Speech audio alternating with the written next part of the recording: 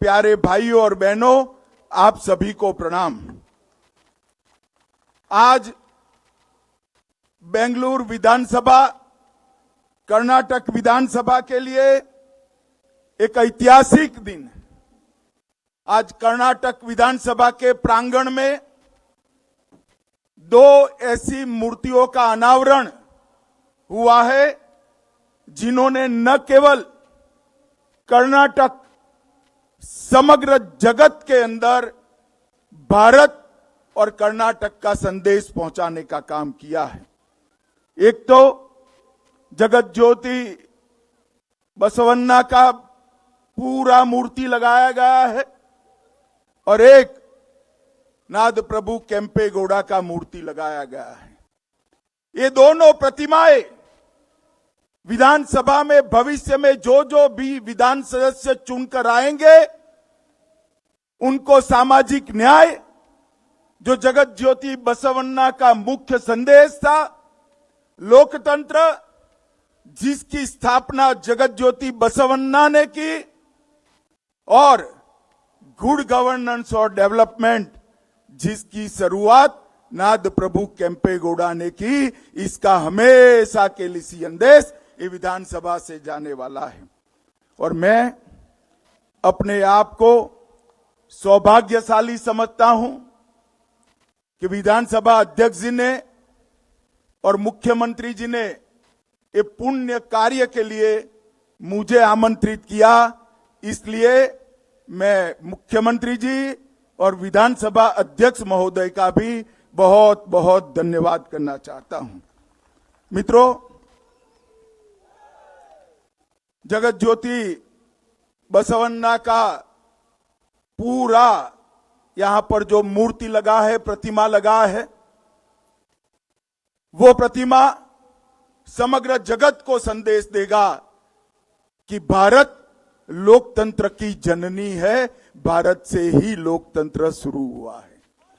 12वीं शताब्दी में अनुभव मंडप के माध्यम से समाज के नीचे से नीचे तबके से लेकर समाज के उच्च से उच्च स्थान पर बैठे हुए लोगों को एक मंच प्रदान कर समाज की सशक्तिकरण के लिए चर्चा करने का साहस उस वक्त, उस जमाने में जगत ज्योति बसवन्ना के अलावे किसी के मन में नहीं था।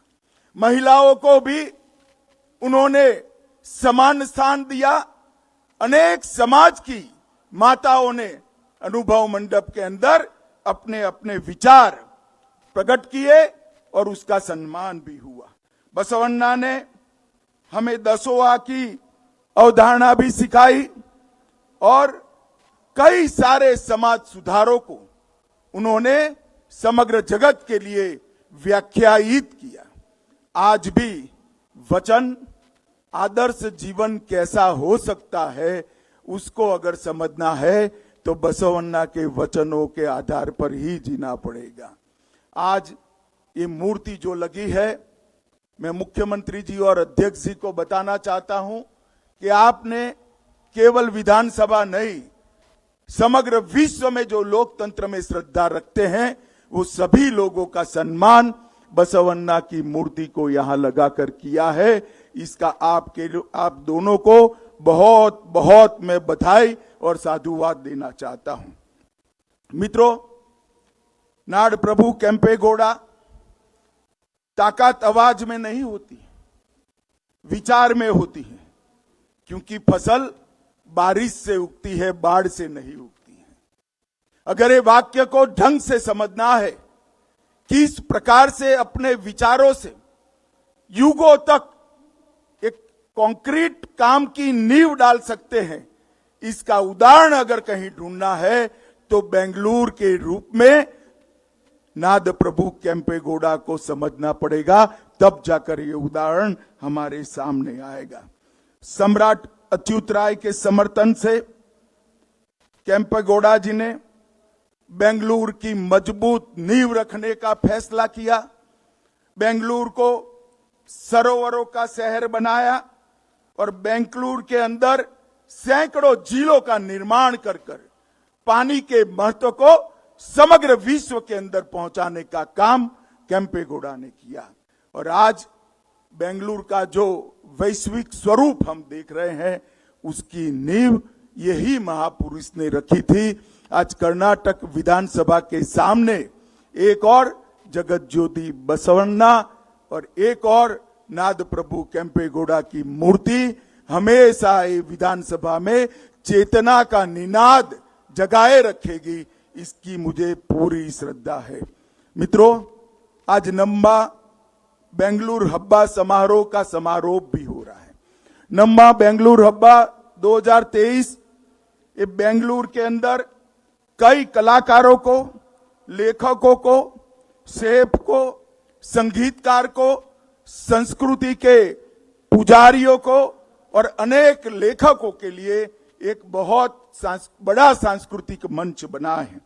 और ये जो शुरुआत हुई है, मैं तो आज कहना चाहूंगा, इसको सालों सालों तक हर राज्य ने अपने यहां चालू रखना चाहिए। माताओं, भाइयों, बहनों, जब मैं यहां आया हूं तब मैं इतना ही कहना चाहता हूं कि पहले श्रीमान येदुरप्पा जी और बाद में हमारे लोकप्रिय मुख्यमंत्री बसवराज जी के नेतृत्व में मोदी जी ने एक टीम इंडिया के भाव से कर्नाटक के विकास में ये 4 साल में पीछे मुड़कर कुछ नहीं देखा। एफडीआई में आज कर्नाटक समग्र भारत में सबसे पहले स्थान है। सरकार 2.72 लाख का कंक्रीट निवेश जुटा पाई है।